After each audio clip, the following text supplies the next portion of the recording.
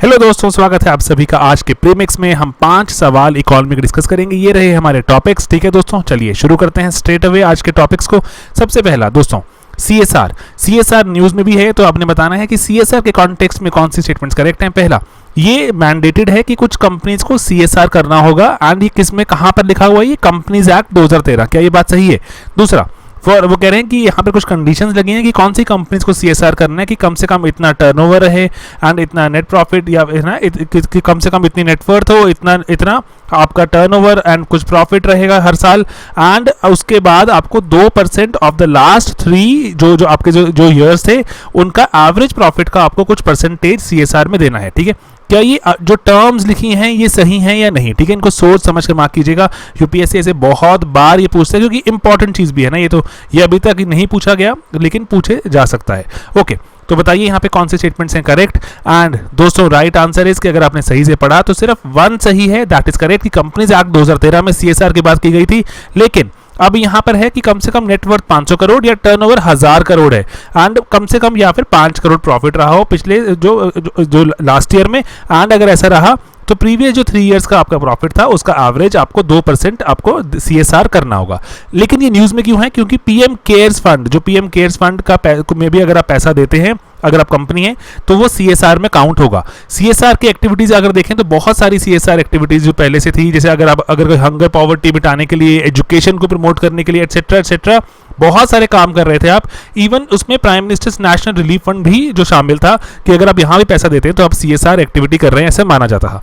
ठीक है दोस्तों, तो कोविड-19 पेंडेमिक के चलते लिस्ट एक्सपैंड हो गई है। अगर आप हेल्थ केयर को प्रमोट करते हैं या फिर कोई PPE किट एटसेट्रा वगैरह कुछ अगर आप उसमें भी अगर कंट्रीब्यूट कर रहे हैं and lately PM cares fund में कंट्रीब्यूट कर रहे हैं, CSR एक्टिविटी मानी जाएगी।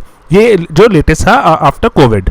ओके दोस्तों, चलिए नेक्स्ट क्वेश्चन की तरफ बढ़ते हैं। यहाँ पर ये है about palm oil. Again news में है पाम ऑयल, तो आपने बताना है कि इसमें कॉन्टेक्स्ट में कौन सी बातें सही हैं। अगर देखें, इंडोनेशिया दुनिया का सबसे ज्यादा जो पाम ऑयल प्रोड्यूस करने वाला कंट्री है, इसके बाद है मलेशिया। देन पाम ऑयल अगर देखें तो ये दुनिया जो पाम ऑयल अगर भारत की बात करें तो 2/3 nearly 2/3 of India total edible oil import, जो हम ऑयल खाते हैं, ठीक है, नॉट क्रूड ऑयल, वो मत कच्चा तेल में समझना जो जिसमें पेट्रोल निकालते हैं, जो एडिबल हमारा ऑयल इंपोर्ट है उसमें से 2/3 हम इंडिया इंपोर्ट करता है। ठीक है, एंड देन अगर हम बात करें तो जो तीसरी स्टेटमेंट है वो थोड़ी सिमिलर लाइंस पर लेकिन डिफरेंट कैसे है कि अगर आप देखें यहाँ पर थर्ड स्टेटमेंट में कि इंडिया को टोटल जो ऑयल इंपोर्ट्स की जो एडिबल ऑयल की रिक्वायरमेंट है उसका 65, अगेन 2/3 ही हुआ। ठीक है, 65% हम इंडिया अभी क्या करते हैं, इंपोर्ट करता है। एंड जो हम इंपोर्ट करते हैं, सेकंड स्टेटमेंट कह रही है जो हम इंपोर्ट करते हैं उसमें 2/3 पाम ऑयल इंपोर्ट होता है। क्या ये बात सही है? ठीक है दोस्तों, तो आपने यहाँ पर स्टेटमेंट आपके सामने लगी हुई है, आपने मुझे बताना है कौन सी करेक्ट है कौन सी नहीं। एंड राइट आंसर है सभी की सभी करेक्ट है दोस्तों। तो इंडिया देखें अभी 65% जो एडिबल ऑयल जो हमारा जो है वो इंपोर्ट्स के थ्रू आता है।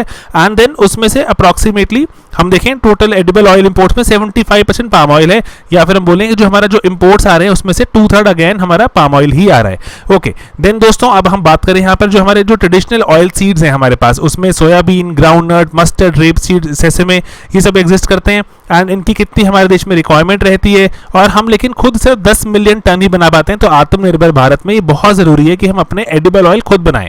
ठीक है, तो इंडिया दुनिया का सबसे बड़ा पाम ऑयल इंपोर्टर है। ठीक है, और भारत ने 2019 में जो 4.5 मिलियन टन तो सिर्फ मलेशिया से मंगवाया। इंडिया को सबसे ज्यादा मलेशिया ने ही पाम ऑयल सप्लाई किया था। उसके बाद थोड़ा पॉलिटिकल रिलेशंस में थोड़ी वहां पे खटास आ गई थी अभी, इसलिए मलेशिया का रैंक चला गया है पीछे, इंडोनेशिया आगे। तो लेकिन अगर दुनिया में देखें, इंडोनेशिया सबसे ज्यादा पाम ऑयल प्रोड्यूस करता है और उसके बाद और जो सेकंड नंबर पे आता है मलेशिया। Alright, getting it. तो ये कुछ इंपॉर्टेंट चीजें हैं जो हमें याद रखनी है। तो यहाँ पर अभी अप्रॉक्सीमेटली अगर हम देखें तो हम 9 मिलियन के आसपास तो अभी हम इंडोनेशिया मलेशिया से ही मिलाकर हम ऑयल अपना पाम ऑयल मंगवाते हैं। तो काफ़ी डिपेंडेंसी है इन कंट्रीज पर। तो ग्रेजुअली इंडोनेशिया की तरफ टिल्ट होता जा रही है मलेशिया से। ठीक है, चलिए अगला सवाल देखते हैं। यहाँ पर ये है अबाउट अन्न वितरण पोर्टल। हमने सुबह डिस्कस भी किया था ये अन्न वितरण पोर्टल के बारे में। तो अपने बताना है ये क्या डिस्प्ले करता है। ठीक है, इलेक्ट्रॉनिक ट्रांजैक्शंस जो कि फार्मर्स ने कितना परचेज किया फूड ग्रेन्स हमने फार्मर्स से, उसके बारे में बात करते हैं। या फिर इलेक्ट्रॉनिक ट्रांजैक्शन की कितना जो ई पॉइंट ऑफ सेल्स रहते हैं, सर्विसेज रहती हैं, उन डिवाइसेस से हमने कितना सब्सिडाइज फूड ग्रेन्स दिया बेनिफिशरीज को। या फिर ये इलेक्ट्रॉनिक ट्रांजैक्शंस दिखाता है हमें कि कितना किसान क्रेडिट कार्ड के थ्रू लोन्स सैंक्शन हुए या फिर इनमें से कोई भी नहीं। ठीक है दोस्तों, तो अन्न वितरण पोर्टल आसान सवाल सुबह डिस्कस भी हुआ था, अगर पढ़ा होगा तो इस पे और कॉम्प्लेक्स सवाल भी आप सॉल्व कर सकते हैं। एंड राइट आंसर इज यहाँ पर जो सब्सिडाइज्ड फूड ग्रेन्स कितना दिया गया बेनिफिशरीज को, अभी one nation one ration card की बात हो रही है, तो अन्न वितरण पोर्टल को नेशनल लेवल पर इसको यूज करने की बात हो रही है कि इंट्रा स्टेट से हम आगे बढ़कर इंटर स्टेट ऑपरेटेबिलिटी की बात भी करें कि इंटर स्टेट आप कहीं भी जाएंगे आप अपने राशन कार्ड से अपना राशन पा सकते हैं। आपको अपनी सिर्फ जो आपको असाइंड जो फेयर प्राइस शॉप थी सिर्फ वहीं तक ही सीमित नहीं रहना आप। ऑलराइट, चलिए अब वैसे उस पर जाके पूरा एक लेक्चर हमने डाल दिया था, आप जाके देख भी सकते हैं। अब देन आप बताएं जो नेशनल डेवलपमेंट बैंक के बारे में। ठीक है, तो यहाँ पर ये जो नेशनल एनडीबी की बात करें, ये मैंडेटेड है कि जो बैंक्स जो फाउंडेशन स्टैट्यूट था जिसमें बैंक की स्थापना की गई, जो वो एक लीगल टर्म बनाई गई जब बैंक के लिए, तो मैंडेट किया गया था कि जब भी कोई प्रेसिडेंट रहेगा बैंक का वो भारतीय रहेगा। क्या ये बात सही है, क्या गलत है, आपने बताना है मुझे। एंड देन तो ब्रिक्स बैंक कहा जाता है, एनडीबी को ब्रिक्स बैंक कहा जाता है, लेकिन साउथ अफ्रीका इसका फाउंडिंग मेंबर्स में से एक नहीं है। ठीक है दोस्तों, तो बताइए कौन सी यहाँ पर बातें सही हैं, कौन सी गलत। एंड राइट आंसर इज यहाँ पर कोई भी करेक्ट नहीं है दोस्तों, कि दैट इज ट्रू। ये न्यूज में भी क्यों रहा कि एनडीबी का, क्योंकि अभी जो केवी कामत वो अभी एग्जिस्टिंग प्रेसिडेंट हैं एनडीबी के, लेकिन अब उनको रिप्लेस करके जो उनके जो टेन्योर खत्म हो रहा है, नेक्स्ट आ रहे हैं अब मार्कोस प्राडो ट्रोजो। ठीक है, ये ब्राजील के वैसे डिप्टी इकोनॉमी मिनिस्टर थे। अब मतलब दैट मींस कहने का कि जो नेक्स्ट प्रेसिडेंट है वो ब्राजील से है। ठीक है, तो ऐसा कोई मैंडेटरी नहीं है कि इंडिया को ही मिलेगा जो प्रेसिडेंट का, ऐसा कुछ नहीं है। ठीक है, एंड ये ब्रिक्स बैंक है, ब्रिक्स बैंक की यहाँ पे यूपीएससी हमसे पूछ चुका है कि कौन सी समिट में बनाया गया था, ये उफा समिट हुई थी ब्रिक्स की, तब इसकी स्थापना की गई थी। एंड इसका जो साउथ अफ्रीका भी इसका फाउंडिंग मेंबर्स में से एक है। ऑलराइट दोस्तों, चलिए आज का करते हैं आखिरी सवाल। तो आप मुझे बताइए, जैसे भारत सरकार बहुत सारे सेविंग्स बॉन्ड लेकर आती है जो बार बार, तो ठीक है जीओआई गवर्नमेंट ऑफ इंडिया, उसके कॉन्टेक्स्ट में कौन सी स्टेटमेंट करेक्ट है। पहला, अभी अगर हम देखें तो सिर्फ इंस्टीट्यूशनल इन्वेस्टर्स ही हैं जो हमारे भारत सरकार के सेविंग बॉन्ड में पार्टिसिपेट कर सकते हैं। दूसरा, इनमें कोई मैक्सिमम लिमिट नहीं रहती कभी भी फॉर इन्वेस्टमेंट। ठीक है, यूजुअली इनमें कोई मैक्सिमम लिमिट नहीं रहती। ठीक है, तो आपने मुझे बताना है कौन सी स्टेटमेंट्स है यहाँ पर करेक्ट, 1, 2 बोथ और नन ऑफ दीज। एंड दोस्तों राइट आंसर इज यहाँ पर 2 ओनली, क्योंकि दोस्तों अभी जैसे भारत सरकार ने फिर से जो सेविंग्स बॉन्ड्स इशू किए हैं मिनिस्ट्री ऑफ फाइनेंस ने, तो वहां पर उसमें इंडिविजुअल भी पार्टिसिपेट कर सकते हैं, एनआरआई नहीं कर सकते। ठीक है, इंडिविजुअल आप और मैं आम इंसान हम कर सकते हैं। ठीक है, हम इसमें खरीद सकते हैं। मिनिमम रिक्वायरमेंट इसमें शायद 1000 रुपए की रहती है, 1000 रुपए से आप ऊपर। And then Hindu undivided family HUF भी कर सकते हैं।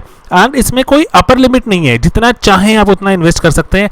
एंड मिनिस्ट्री ऑफ फाइनेंस द्वारा किए जाते हैं और ये टैक्सेबल भी रहते हैं, जो मेजॉरिटी जो रहते हैं, इसलिए आपको इसमें टीडीएस भी देना पड़ता है। हमने एक प्रीवियस 2 मिनट सीरीज में टीडीएस के बारे में बात भी की थी, जहां पे इंटरेस्ट जो पेड होता है वो पहले से ही पैसा उसमें कट के आपको मिलता है। ऑलराइट दोस्तों, तो बस यही छोटे छोटे कुछ सवाल और लेक्चर खत्म। Marketing start.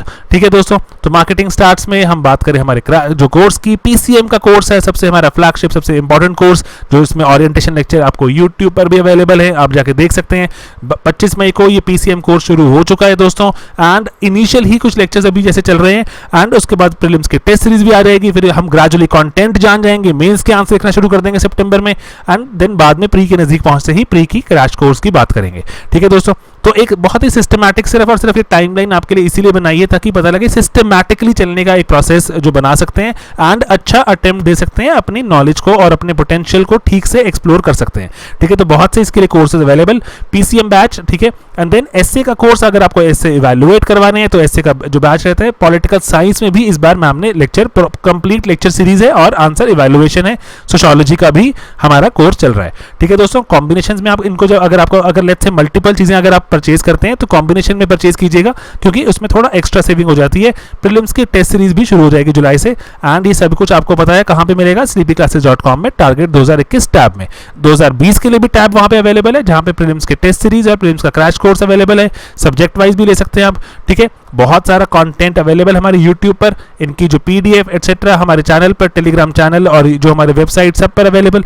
ठीक है दोस्तों, तो ये कुछ सिंपल सवाल थे लेकिन न्यूज में थे, मुझे लगा आपसे डिस्कस कर लेता हूं। इस पर आप और एक्सप्लोर कीजिए, जानेंगे जितना उतना बेहतर रहेंगे और रैंक के करीब पहुंचेंगे। ठीक है दोस्तों, चलिए मिलते हैं अपने अगले लेक्चर में। Bye bye, take care.